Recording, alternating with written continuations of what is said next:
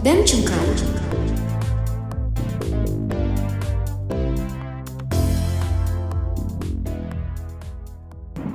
Ya, selamat datang kembali di podcast BEM Cengkarama volume 2 bersama Kementerian Sosial dan Politik BEM FH Unair dengan saya Raffi sebagai host kembali pada podcast kali ini.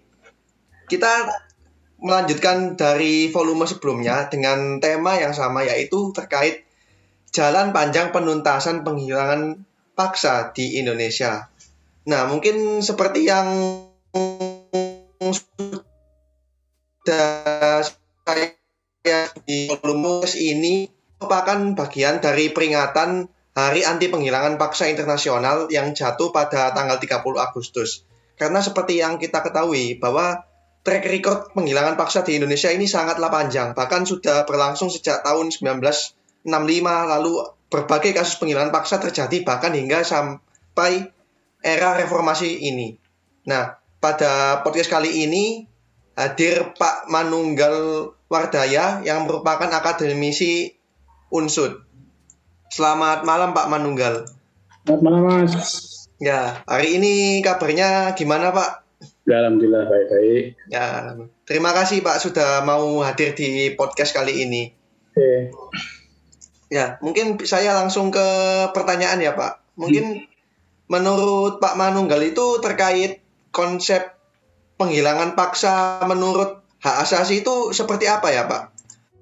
Ya, ini sebenarnya penghilangan paksa itu kan sesuatu yang kalau kita cermati dari perspektif hukum, ya kita ada dunia internasional mengenal ada konvensi internasional anti penghilangan paksa itu kan. Jadi sebenarnya orang menghilang ya nggak apa-apa sih, cuma yang menjadi masalah ketika dia dihilangkan secara paksa gitu. Nah, penghilangan paksa ini biasanya motifnya politik ya. Motif politik terkait dengan yang sering terjadi adalah ketika seseorang atau sekelompok orang itu dianggap membahayakan negara gitu. Jadi kemudian tidak ada kemauan negara untuk berterus terang ya tentang whereabout-nya, keberadaannya mereka yang dihilangkan, apalagi mengakui dan kemudian investigating gitu. Nah, ini memang karakteristik kejahatan negara ya. Tidak mau mengakui, tidak mau kemudian melalui investigasi. Gitu. Nah, kalau di dalam konteks Indonesia ya, seperti tadi disampaikan mulai tahun 65, kemudian Petrus dan sebagainya, memang menjadi salah satu modus ya kekuasaan untuk meredam kritik, meredam perlawanan rakyat gitu. Itu Mas. Nah, kalau kita melihat instrumen hukum yang di Indonesia sekarang ini apa sudah mengakomodir Pak kalau untuk menangani kasus penghilangan paksa yang terjadi ini? Ya, sebetulnya kita kan juga punya, kalau dalam konteks pengadilan HAM, undang-undang pengadilan HAM juga ada ya, di situ ada kejahatan terhadap kemanusiaan gitu ya. Yang ada salah satu unsurnya itu penghilangan paksa di dalam undang-undang 26/2000 itu, misalnya di kasus Petrus itu juga terjadi, di kasus peristiwa 6566 juga terjadi. Memang kita belum ratifikasi ya konvensi anti penghilangan paksa itu yang memberikan dasar hukum dasar hukum sekaligus moral yang kuat bagi negara itu untuk bertanggung jawab. Tapi sebenarnya tidak ada kendala sebetulnya secara instrumen untuk memberikan keadilan terutama para korban gitu. Ya. Nah ya tadi mungkin Pak Manunggal kan sempat menyinggung terkait konvensi internasional. Nah ini kan juga ada konvensi internasional yang belum diratifikasi Pak, tapi Indonesia itu sudah menandatangani. Nah kalau menurut Bapak ini apa memang konvensi ini suatu urgensitas untuk ditandatangani? Ya sebetulnya kan ini menunjukkan komitmen negara kita untuk melakukan ke investigasi ya, dalam arti semakin konvensi itu mantap di dalam tata hukum kita, maka ada harapan besar lah ya untuk terselesaikannya kasus-kasus pelanggaran berat HAM, ya terutama masa lalu. Dalam hal ini salah satunya juga adalah penghilangan paksa itu. Jadi menjadi penting menurut saya ya. Itu pun kalau kita bercermin pada yang sudah diratifikasinya perjanjian internasional juga bukan jaminan sih. Kemudian kehidupan perlindungan hak asasi manusia, kemudian pemenuhan ya, itu juga akan lebih baik gitu. Tapi at least itu menjadi modal awal yang baik sebetulnya. Ya, karena ini perjanjian internasional kan dia tunduk pada konvensi Wina 69 tentang perjanjian internasional. Ya, perjanjian internasional tentang perjanjian internasional bahwa perjanjian itu harus ditaati yang begitu. Nah, kalau kita sendiri belum punya atau belum menunjukkan komitmen yang baik di dalam artian legal instrumennya ya, bagaimana ada harapan besar untuk itu. Ya, sedangkan kalau punya legal instrumen sekalipun kita tahu ya belum tentu juga negara itu mau bergerak. Ya, contohnya kita sudah punya undang-undang pengadilan HAM kan, yang di dalamnya juga mengatur mengenai pelanggaran berat HAM masa lalu. Sudah dilakukan penyelidikan awal oleh Komnas HAM beberapa kasus itu ya, 65 terus sebagainya. Tapi juga negara dalam hal ini pemerintah terutama, karena pemerintah lah yang melakukan penyidikan itu kan. Itu juga politik buying time misalnya sekarang itu. Di waktu ngulur-ngulur sampai ya korbannya juga menghilang gitu. Artinya tidak kunjung memberikan keadilan pada korban, pada keluarga dan sebagainya. Itu Mas. Terus kalau menurut pandangan Bapak terkait penegakan hukum terhadap penjahat HAM yang khususnya ini terlibat dalam penghilangan paksa itu seperti apa, Pak? Kan kalau seperti yang kita tahu ini di 2 periode kepemimpinan Presiden Jokowi kan ada, di tiap periodenya itu ada orang yang terlibat pelanggaran HAM berat itu, Pak. Nah, itu kalau menurut Bapak itu gimana pandangannya terkait 2 orang itu? Ya, jadi begini ya, pelanggaran berat HAM terutama seperti penghilangan paksa, kemudian kita tadi bicara tragedi 65, ada Petrus, ada Lampung, dan sebagainya itu, Priok dan sebagainya itu kan mostly itu kan happen sebelum disahkannya Undang-Undang 2000. Ya, jadi masa lalu itu masa lalu dalam artian lalu atau sebelum disahkannya undang-undang itu. Undang-undang itu kan disahkan 26/2000 kan tahun 2000 ya, dari nama undang-undang dari tahun undang-undangnya sih kita tahu tahun 2000. Nah, tahun 2000 itu juga hanya 2 tahun dari katakanlah tonggak yang sering dikatakan orang reformasi yang ditandai dengan berhentinya Soeharto lah ya dari kepresidenan. Nah, tentu saja kan ada pergantian rezim ya. Inilah yang makanya di dalam khasanah hak asasi manusia itu kita itu masuki era yang disebut atau diharapkan lah ya akan tercapainya keadilan transisi ya, transitional justice, yaitu pencapaian keadilan atau pemenuhan keadilan di masa transisi. Transisi dari apa? Dari yang otoritarian ke yang more demokratik gitu. Nah, tapi hari ini kita ngobrol ini tahun 2021 nih. Ya, artinya lebih kurang 20 tahun setelah Undang-Undang Pengadilan HAM disahkan. Lebih dari 20 tahun sejak berhentinya Soeharto ya, atau sejak dipaksanya Soeharto untuk turun sebelumnya. Nah, Anda sekarang umurnya berapa? Soeharto turunnya sudah berapa tahun? Nah, pertanyaan Anda itu sebetulnya mungkin retorik ya. Kita bisa melihat berapa kasus pelanggaran HAM berat masa lalu, termasuk di dalamnya yang juga mengandung penghilangan paksa itu diselesaikan. Itu kan jawabannya nggak ada gitu kan. Yang penghilangan aktivis 9798 itu juga sampai sekarang sudah nggak kembali ya kan. Walaupun itulah yang ada yang mengatakan bahwa itu sebetulnya bukan pelanggaran berat HAM masa lalu karena masih ongoing, masih terjadi sampai sekarang, masih hilang. Iya kan? Mereka yang seperti nama-nama kayak Diki Hamdun, beberapa aktivis yang lain itu sampai sekarang itu disepir gitu. Nah, untuk mengatakan mereka sudah mati ya, mana buktinya kematiannya ya? Kalau hidup di mana keberadaannya? Ini yang sampai sekarang kan kita sudah melihat tidak ada kesungguhan ke arah sana. Nah, sekaligus sebetulnya kalau kita bicara dalam konteks keadilan transisi atau transitional justice, ya, ini menunjukkan sebetulnya ada linkage nggak sih antara old regime dengan current regime gitu, atau successor regime. Successor itu kan regime pengganti gitu. Persoalan hak asasi manusia itu sebenarnya tanggung jawab negara, terutama pemerintah. Ya. Kalau satu pemerintahan menggantikan pemerintahan masa lalu tidak bisa disclaimer, itu kan bukan saya. Ya, itu bukan, saya nggak ngerti saat itu ya kan, bukan urusan itu, dosa pendahulu saya. Negara nggak bisa mengatakan seperti itu. Ya, negara, penyelenggara negara, terutama pemerintah punya tanggung jawab untuk protecting human rights, ya. Respect protecting, ya, menghormati, melindungi, memenuhi, ya. Kemudian juga memasukkan hak asasi manusia. Itu setiap pemerintahan punya tanggung jawab seperti itu.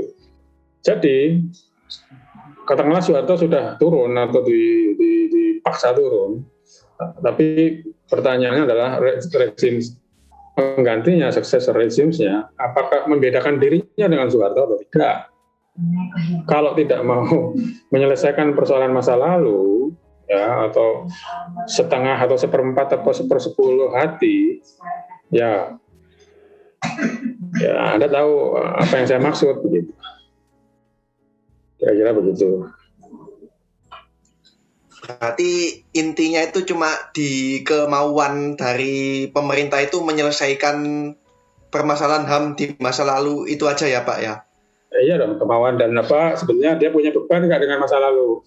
Karena kalau dalam studi-studi transitional justice, ya, itu selalu perpetrators, ya, pelaku, kemudian mereka yang terlibat itu kan juga dia akan berusaha untuk escape dari responsibility-nya, dari criminal responsibility-nya, dan tanda petik hinggaplah ke successor regime-nya itu.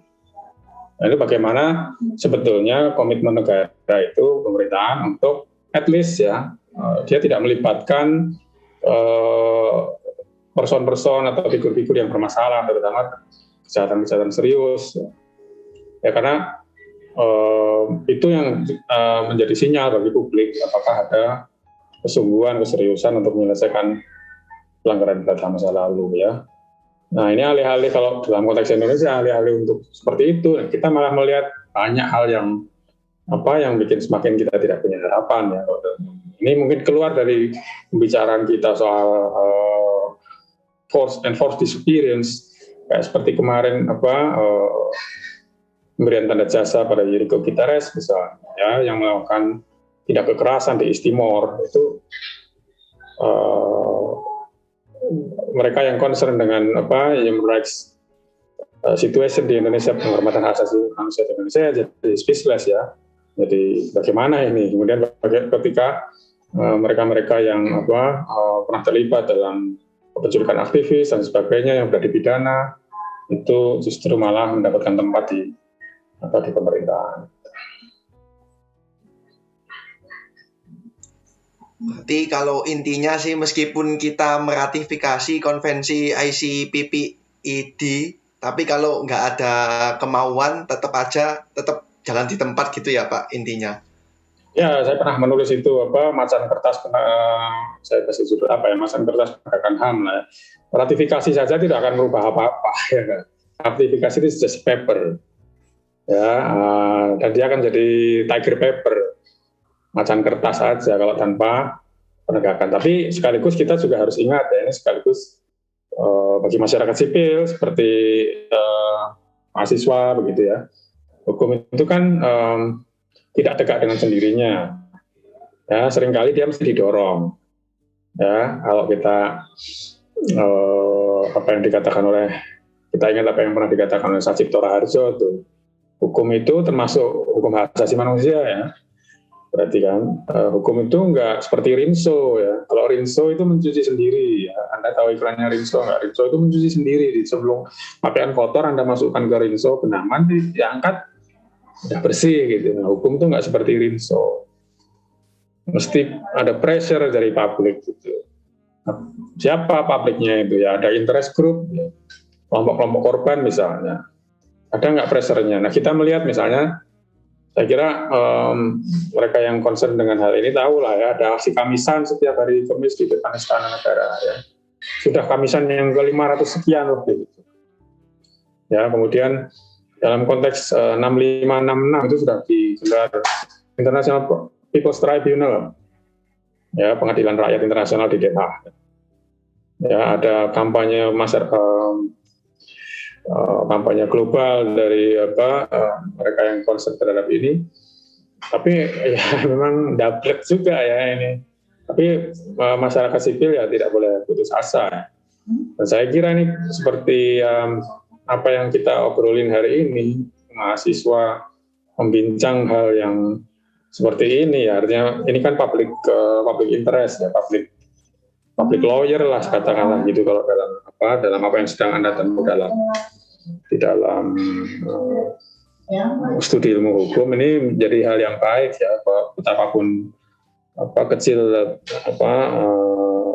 skalanya seperti ini, tapi setidaknya menjaga ingatan ya, untuk tidak lupa bahwa negara itu harus melunasi hutangnya atau menjalankan kewajiban.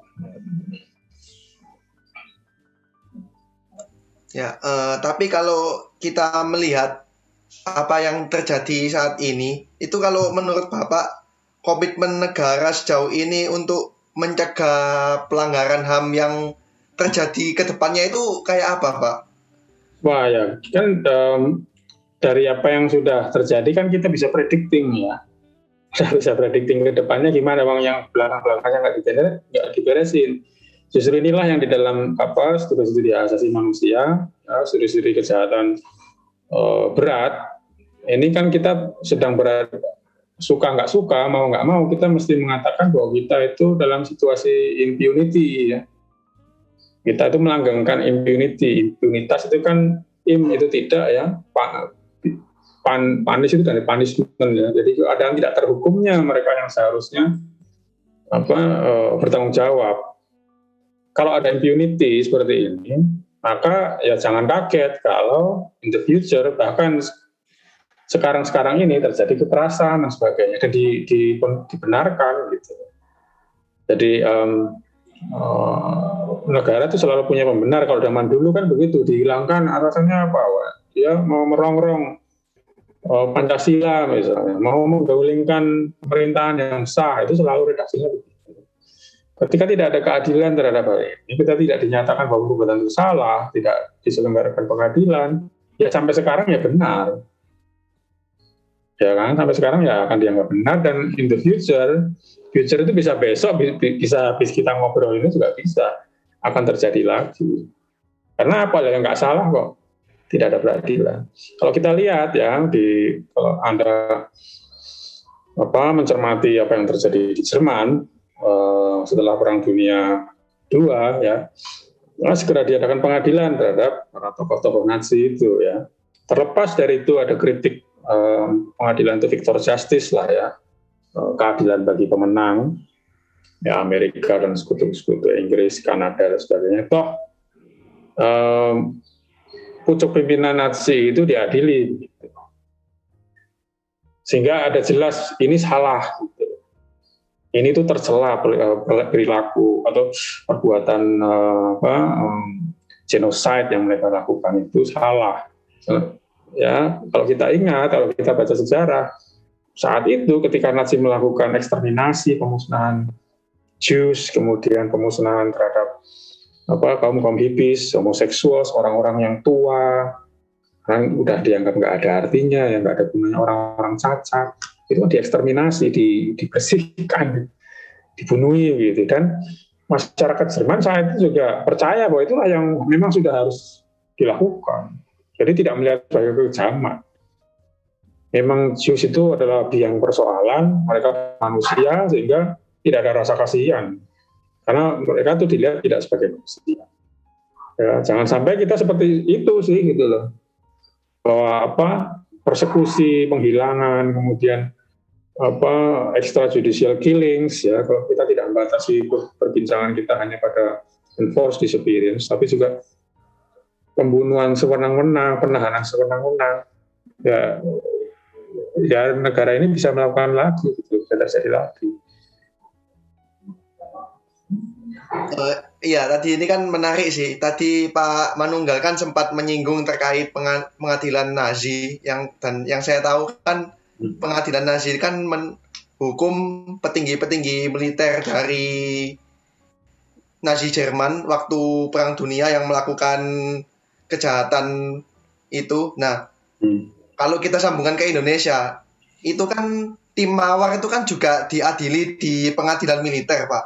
Nah, apakah pengadilan itu sudah imparsial dan cukup, Pak, yang dijatuhkan kepada orang-orang yang terlibat penculikan itu? Ya, sebetulnya memang kalau itu kritik ada lah ya, tapi setidaknya mungkin kabar, kalau kita harus mencermati kabar baiknya, itu kan ada pengadilan lah setidaknya. Gitu. Dan mereka dinyatakan bersalah kan. Gitu. Walaupun mungkin juga pucuk pimpinannya bagaimana. Jadi Mawar itu kan ya timnya, tapi who was behind them gitu.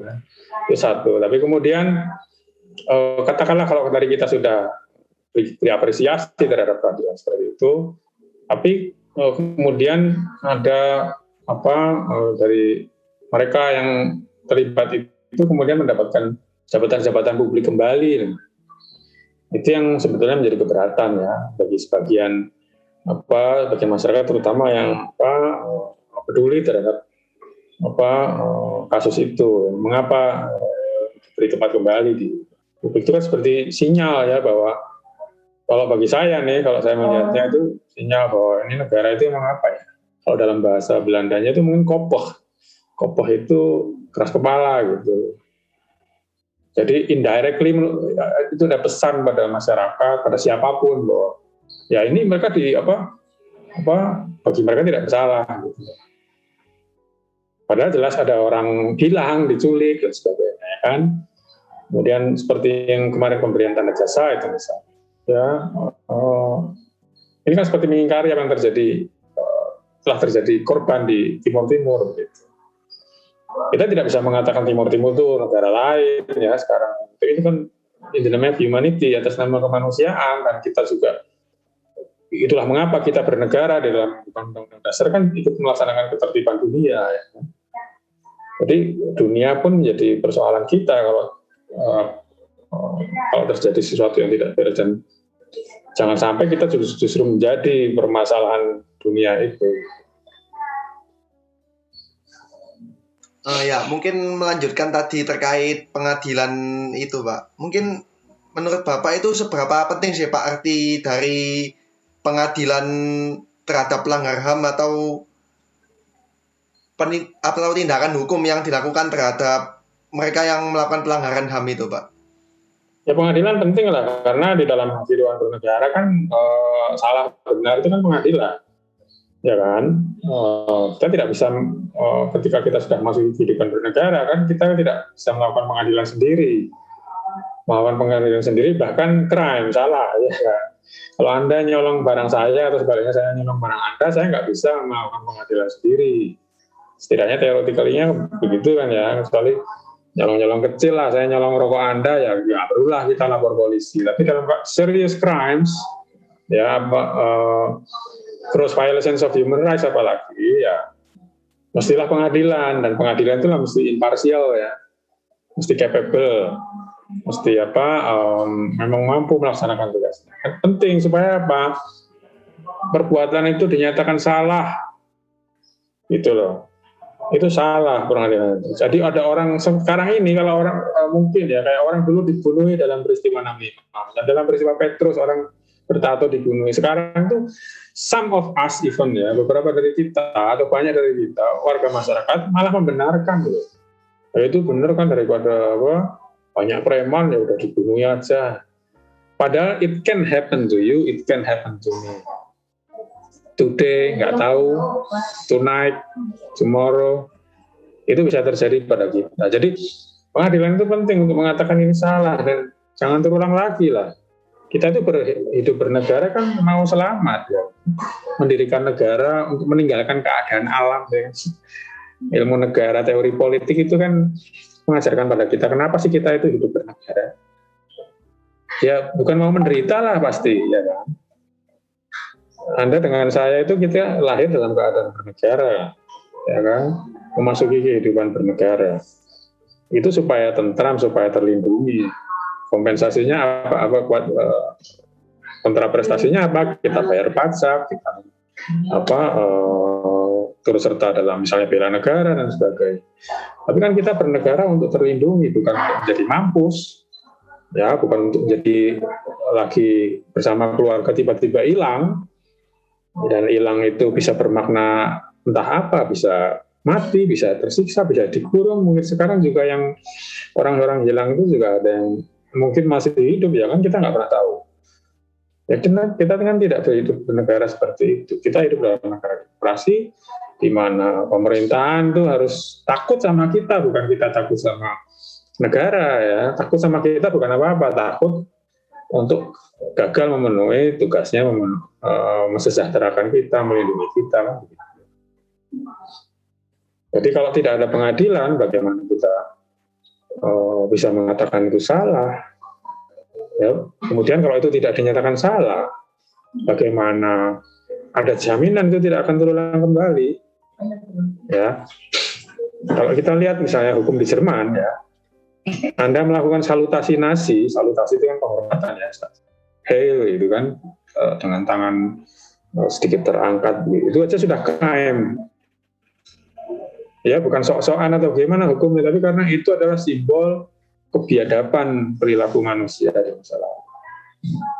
Ya, orang nggak bisa berbangga-bangga. Maka lambang Nazi swastika pun juga tidak boleh dipakai. Ya, karena itu adalah simbol pelecehan pada harkat martabat manusia, ya kan.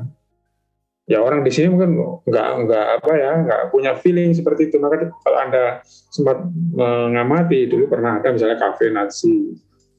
Kalau orang itu menghayati betapa biadabnya ya, apa yang dilakukan oleh Nazi, melakukan eksterminasi, pemusnahan manusia dimusnahkan ya. Dan itu mereka just numbers, hanya angka. Ya, bagaimana kita bisa berbangga dengan itu? Maka sedikit pun kebanggaan itu adalah crime. Nah, bagaimana dengan kita? Ya sekarang mungkin orang masih bisa, justru di sini malah bisa bangga. Itu kan dulu preman-preman itu dibunuh biar aman kita ya. Aktivis-aktivis itu dulu yang kalau nggak diculik, nggak dibuang ke laut ya, mungkin negara kita sudah bubar. Nah, ada pembenaran seperti itu ya, baik di penyelenggara negara maupun justru di masyarakat. Nah, ini kan jadi kita akan hidup dalam negara teror, ya. Retorikanya kan apa kita mau seperti itu, ya nggak mau lah, gitu kan. Ya, mungkin karena ini waktunya sudah diperingatkan dan ya, mungkin sebelum kita mengakhiri, mungkin terakhir saja Pak, ini kalau dari Bapak sendiri ini apa sih yang bisa kita harapkan sebagai masyarakat terkait kasus kejahatan HAM ini kepada negara, Pak? Ya, tugas masyarakat itu kan mesti pushing the government. Negara itu mesti didorong. Anda juga mesti mendorong artinya ya supaya dia melakukan tugasnya, kewajibannya. Dia mesti investigate secara umum kan, hukum pidana ini kan perbuatan pidana kan. State must investigate dong, mesti investigasi, diselidiki, bring to the justice, bring to the court, bawa ke pengadilan yang independen, imparsial dan tidak dirancang untuk gagal loh ya, kan seperti itu. Nah itu tugas kita ya, pushing the government dan merawat ingatan ini seperti itu. Ya setidaknya ketika negara masih nggak mau melakukan, kita juga terawat bahwa ini tuh salah gitu ya. Dari campaigning juga. Jadi saya apresiasi juga di tema malam ini ya, mahasiswa Fakultas Hukum Universitas Airlangga. Keren. Ya, mungkin karena ini sudah cukup panjang sekali. Ya, Mungkin bisa saya akhiri podcast pada kali ini. Terima kasih banyak Pak Manunggal sudah menyempatkan waktunya untuk hadir di podcast kali ini. ya sama-sama, salam dari Purwokerto ya. Ya, terima kasih ya Pak. Ya, dan juga yang paling penting terima kasih juga buat para pendengar setia podcast BEM Cengkrama yang tetap selalu mendengarkan podcast yang telah dibuat. Terima kasih banyak. Saya Raffi pamit undur diri dan sehat selalu untuk para pendengar. Ya.